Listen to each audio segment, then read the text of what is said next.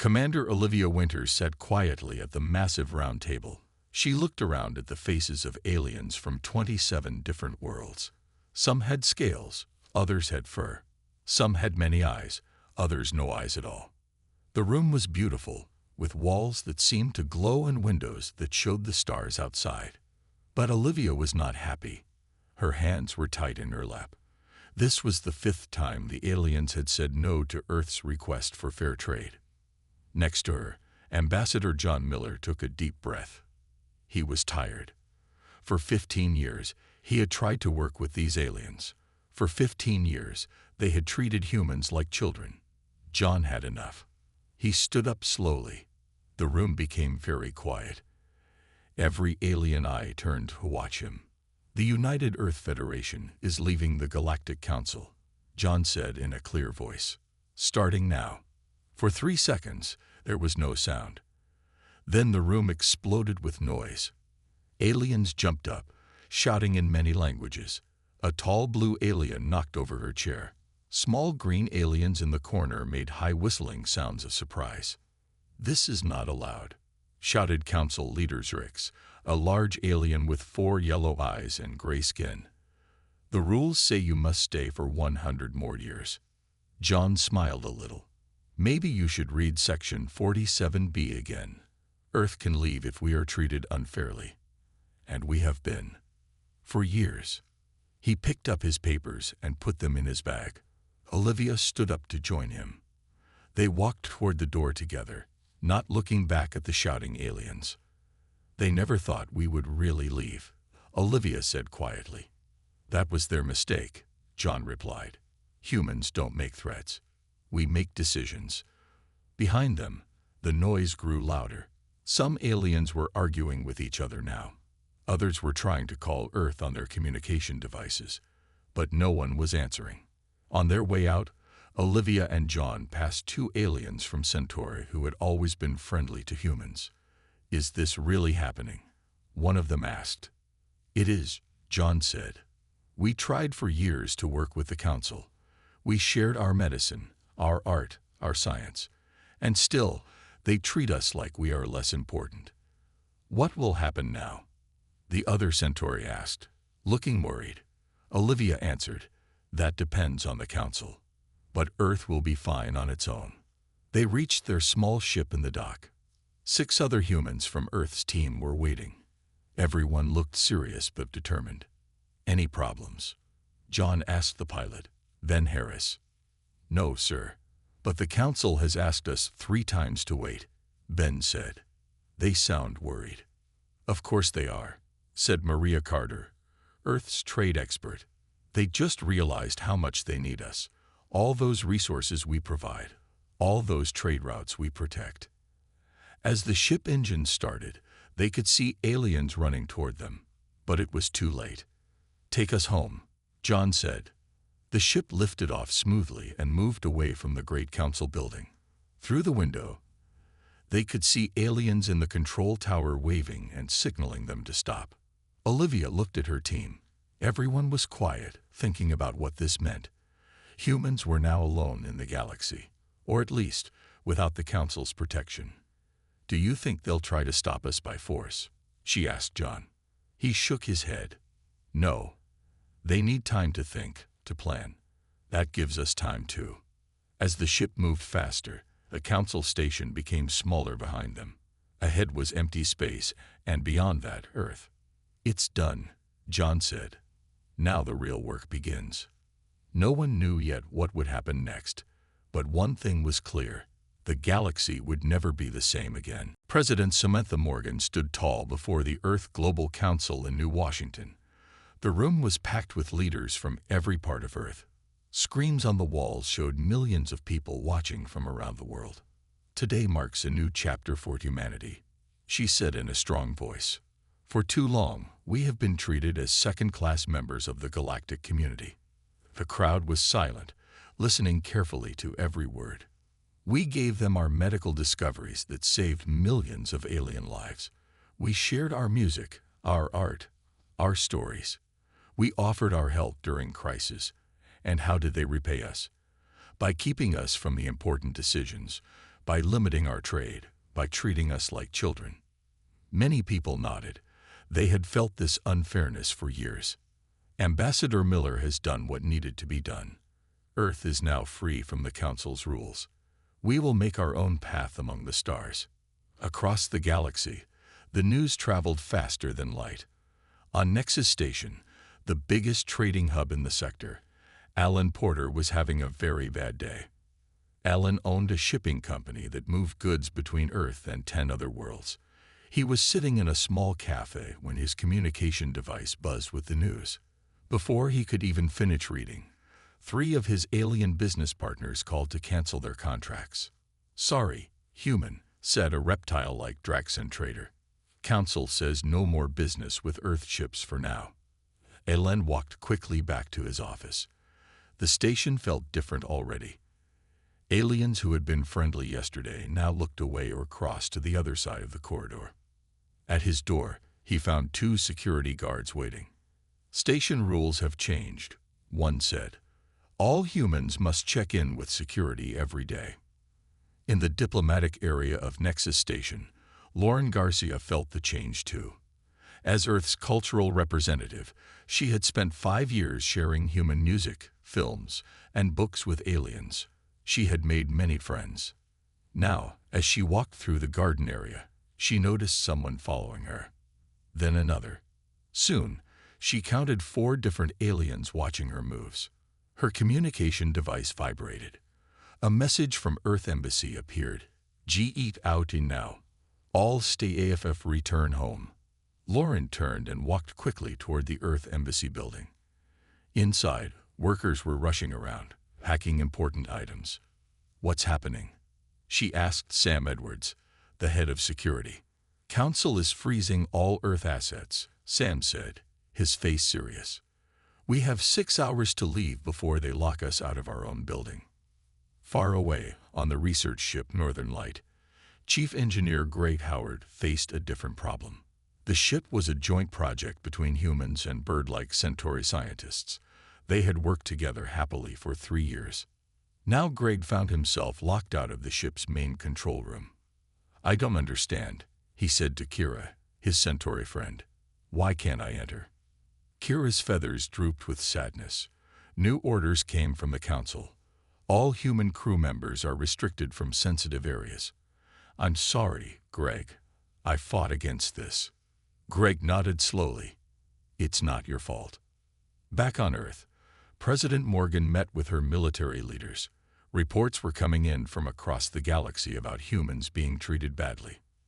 "They think they can scare us into coming back," said General Pam Jackson. "They don't know humans very well." "No, they don't," agreed the president, "which is why we prepared for this day." She turned to her assistant. "Send the message. Activate protocol independence." All across Earth's solar system, hidden systems began to wake up. On the far side of the moon, in deep caves on Mars, and floating in the darkness of space, Earth's secret defenses powered on. The Council thought they had humans under control. They were about to learn how wrong they were. Deep under the surface of the moon, Admiral Frank Douglas walked through a long tunnel. The lights came on automatically as he moved. This place had been waiting, empty and quiet, for many years. But it wasn't really empty. And today, it would not be quiet anymore. Frank placed his hand on a scanner. A large metal door slid open. Inside was a room filled with screens and control panels. 20 officers were already at their stations. "Status report," Frank said. "All systems coming online, sir," replied Commander Susan Bell. "Defense satellites are activating across the solar system." Frank nodded. "The Council never found them." "No, sir. Our stealth technology worked perfectly. They had no idea we have over 300 armed satellites and defense platforms." On the main screen, small dots of light appeared, showing the location of each hidden defense system. Earth had been preparing for this day for a very long time. Meanwhile, on Mars, Dr. Heather Wright was working quickly. Her research lab was built inside a small mountain. From the outside, it looked like a regular science station studying the Martian soil. But the real work happened far below. How much longer? Heather asked her team. Almost done, said Dr. Ray Cooper. We've downloaded 97% of the database. Once the Council cuts our access, we'll have everything we need. Heather looked at the progress bar on her screen. The team had been secretly copying all research data from the Council's shared science network for weeks. The Council thought humans needed alien technology to travel between stars. They were wrong. There, Ray said with a smile. Download complete. Heather walked to the window and looked out at the red Martian landscape. Start the final tests on the dry system. We need to be ready to move when Earth gives the order. Hidden under the lab was a new type of ship engine, one that didn't need the Council's warp gates to travel between stars. Far away from Earth, on a small planet called Epsilon, Governor Peter Barnes stood on a hill overlooking what looked like a farming colony. 5,000 humans lived here, growing food and running small mines. At least, that's what the Council thought. Peter's communication device beeped with a message from Earth. Activate Independence Protocol. He took a deep breath and pressed his emergency signal button. Across the colony, alarms began to sound. People stopped their work and moved quickly, knowing exactly what to do. The ground began to shake. Slowly, large sections of the farmland split open. Hidden doors revealed underground chambers. From these openings, machines and equipment rose into the sunlight. Within 1 hour, the simple farming colony had transformed. Defense towers now stood tall around the perimeter. Manufacturing plants hummed with activity. A small spaceport appeared where there had been only fields before. One of the colony's engineers, Lily Patel, approached Peter. Sir, all systems are active. The shipyard is starting production of the first 5 Defender vessels. Peter nodded. And the shield? Online and tested. If the Council sends ships, they won't get through. Back on Earth, President Morgan received updates from all the hidden projects. She smiled as she read each report. The Council thought we were dependent on them, she told her advisors. They believed humans were technologically behind. They never suspected we've been planning our independence for 20 years. Vice President Keith Rodriguez looked concerned. The Council controls most of the food supplies to our outer colonies. Can they hold out? Each colony has at least 6 months of stored supplies, the President replied. And our new drive technology will be ready before then. We can reach them without using Council warp gates. Across the stars, human colonies and outposts were changing from simple operations to fortified positions. The Council had made a serious mistake. They had underestimated how much humans prepare, how well humans plan, and how determined humans can be.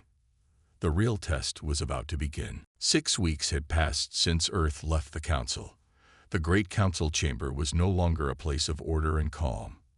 Today, aliens shouted and argued. Some pointed fingers at others. Some stood in angry groups. Council leader Zrix tried to restore order by banging his heavy staff on the floor. We must have calm, he shouted. No one listened. The blue-skinned Arcturian ambassador, Nulla, walked to the center of the room. 4 other alien species stood with her. The room slowly grew quiet. The Council has failed, Nulla said in a clear voice. For too long, we ignored the problems the humans pointed out. Zrix's 4 eyes narrowed. The humans were young and did not understand our ways. The humans understood perfectly, Nulla replied. She held up a small device. They gave me this before they left. It contains records of secret meetings. Meetings where some Council members made deals that hurt Earth while making themselves rich. The room exploded with noise again. Many ambassadors demanded to see the evidence.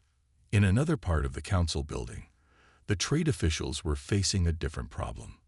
The shipping lanes near Earth are becoming dangerous, said Krell, a reptile-like alien in charge of transport. Humans used to maintain the navigation beacons in that sector. Now ships are getting lost. Can we send teams to fix the beacons?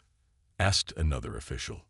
We tried, Krell said, but our ships don't understand the human technology, and the cost of metals has tripled since Earth stopped mining.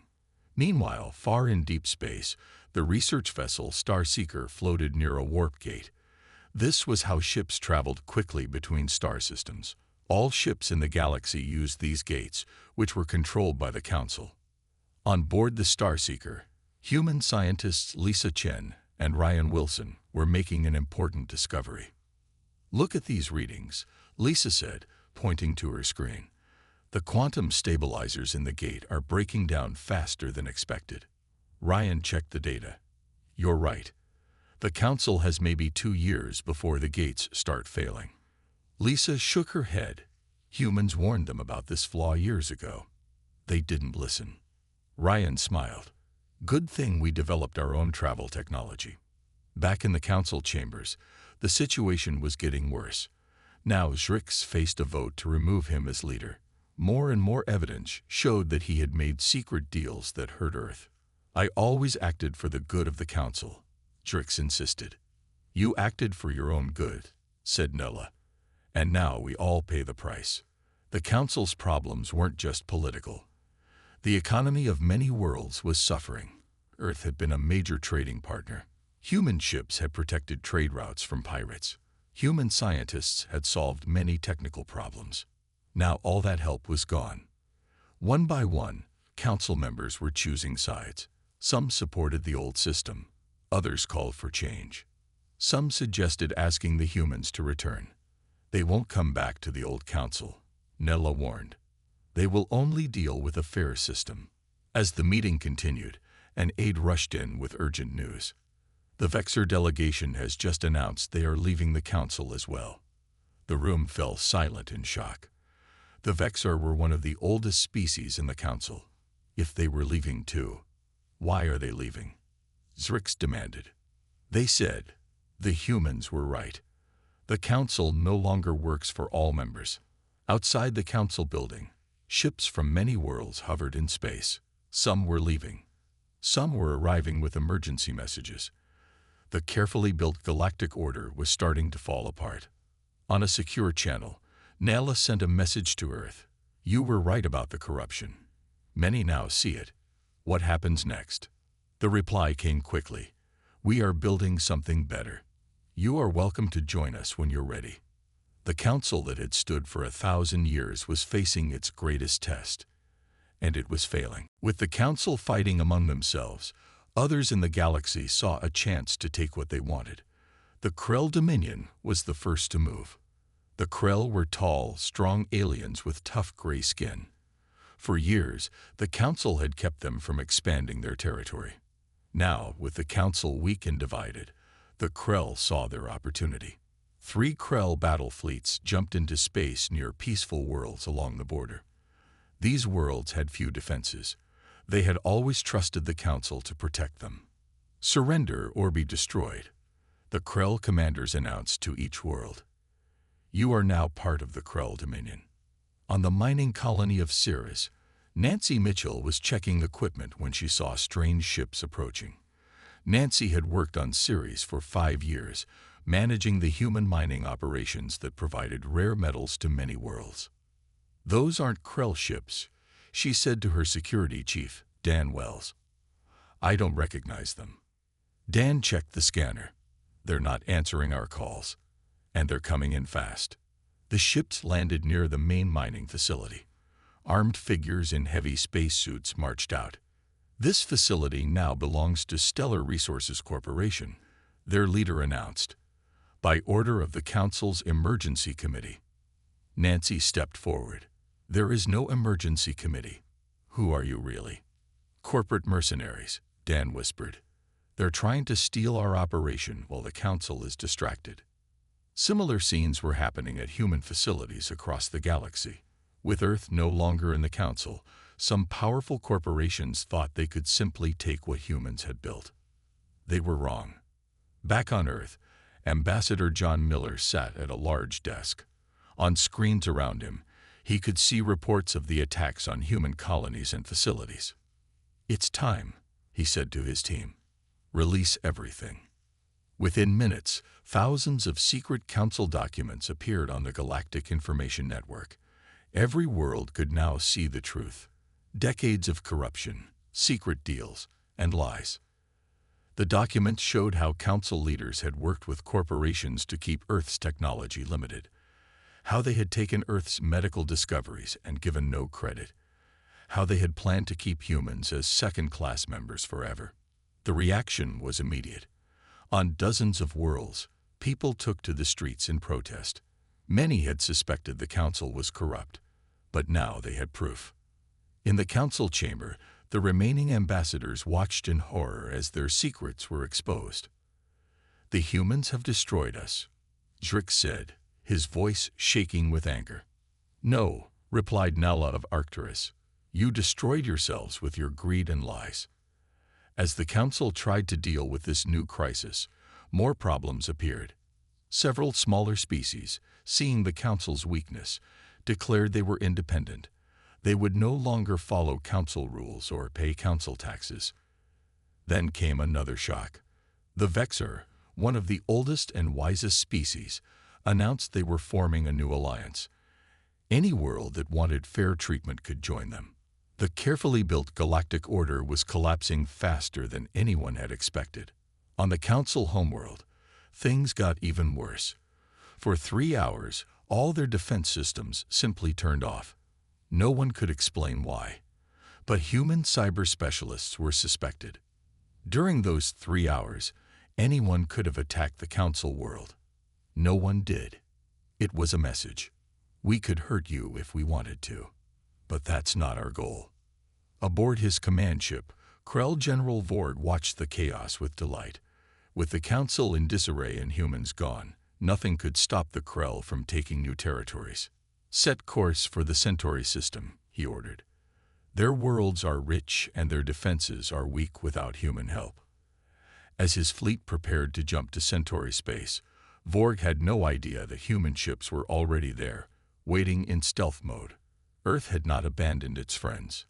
The galaxy was changing fast, and no one knew what would happen next. 3 months had passed since Earth left the council. The galaxy was changing quickly. Some changes were bad, with fighting in many areas. But now, Earth was ready to offer a different path.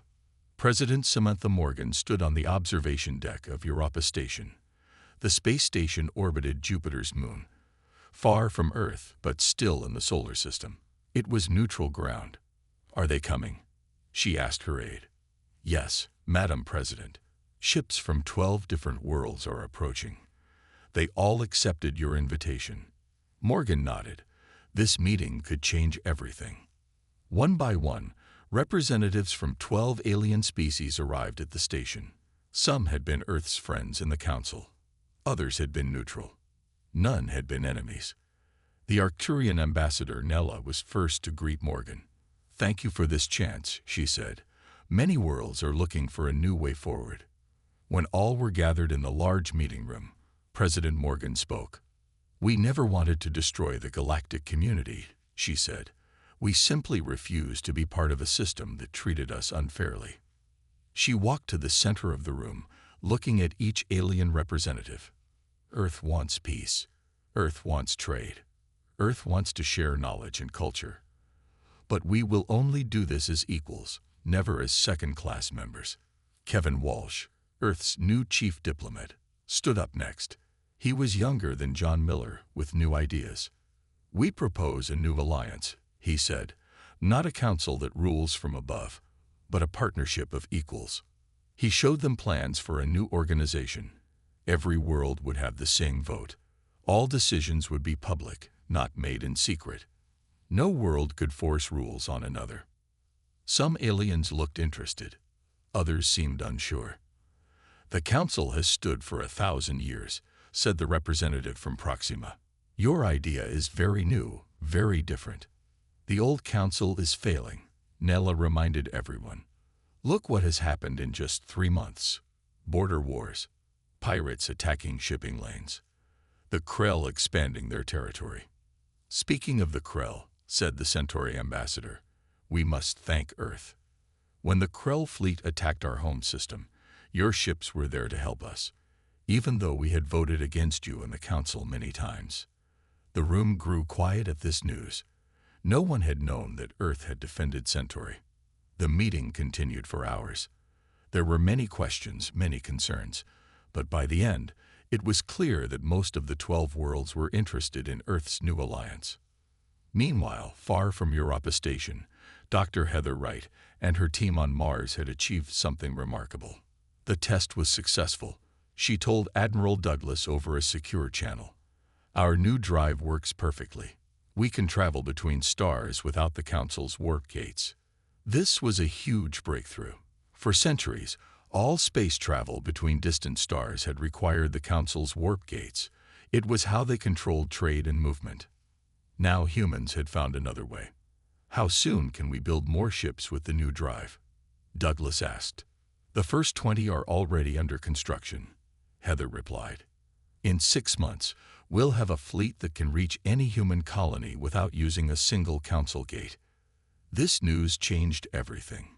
If Earth didn't need the Council's warp gates, they were truly independent. Back on Europa Station, as the meeting was ending, President Morgan received the news about the successful drive test. She smiled but kept the information to herself for now. As the alien representatives prepared to leave, the Arcturian Nella approached Morgan. "Something has changed," Nella said. "You seem more confident now." Morgan nodded. "Let's just say Earth's future is brighter than ever, and we want to share that future with friends who treat us as equals." The first step toward a new galactic order had been taken. Earth was no longer running away from the Council. Earth was building something better. 1 year had passed since the day humans walked away from the Council. The galaxy was very different now. The original Galactic Council still existed, but it was much smaller. Many worlds had left to join the new alliance with Earth. The Council that once ruled over 200 worlds now controlled less than 80. Admiral Olivia Winters stood on the observation deck of the massive space station New Horizon. The station had been built in just 8 months, showing the incredible speed of human engineering when it was free from Council restrictions. Olivia watched ships from many different worlds arriving and departing. Some were human ships. Others belonged to the new allies Earth had made. Ambassador John Miller joined her at the window. His hair had more gray now, but his eyes were bright. "1 year ago today," Olivia said. "Did you ever imagine it would turn out like this?" John smiled. "Not exactly. I knew we had to leave, but I didn't know if we would succeed on our own." Below them, the docking area was busy with activity. Traders from 17 different species moved goods back and forth. Cultural exchange centers were filled with aliens learning about human art, music, and history. Human students studied alien languages and sciences. The Interstellar Cooperative, Olivia said, using the name of the new alliance Earth had formed. 6 founding members, and now 32 worlds have joined. And more asking to join every month, John added. Worlds that once looked down on us now want to be our partners. On Earth, people were celebrating Independence Day, marking 1 year since leaving the Council. The global economy was stronger than ever. New trade deals with alien allies brought exotic goods and materials. Human innovations, no longer held back by Council restrictions, created new technologies almost daily. "What about the Council species who still refuse to work with us?" Olivia asked. "Some are still hostile. They'll come around eventually," John said. "Some out of necessity, others when they see the benefits of fair cooperation. Humans are patient." A small alarm sounded on John's communication device. "It's time," he said. "The new warp gate is ready." They walked to another part of the station where a crowd had gathered. Through the massive windows, they could see a structure in space, Earth's first independent warp gate. It would connect directly to their furthest colonies without going through Council space. President Morgan stood on a small platform, ready to activate the gate. "Today marks another step in our journey," she said to the crowd. "With this gate, we connect our most distant colonies directly to home. No more depending on others. No more paying unfair fees to travel through Council space."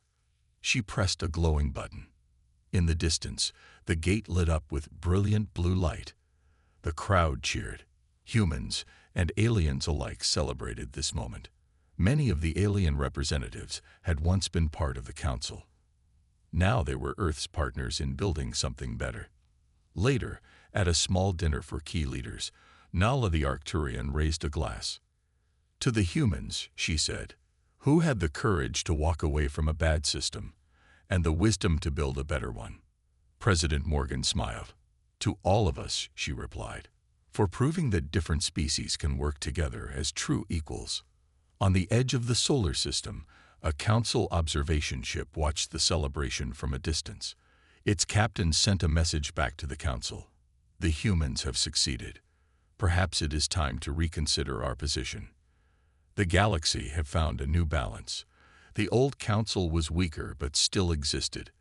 The new cooperative grew stronger each day, and humans, once seen as young and unimportant, had shown the galaxy a different path.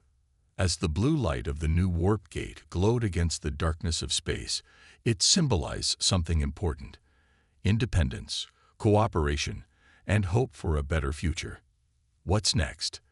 Olivia asked John as they looked at the gate. That, he said with a smile, is the best part of the human story. We never know what's next. We just keep moving forward.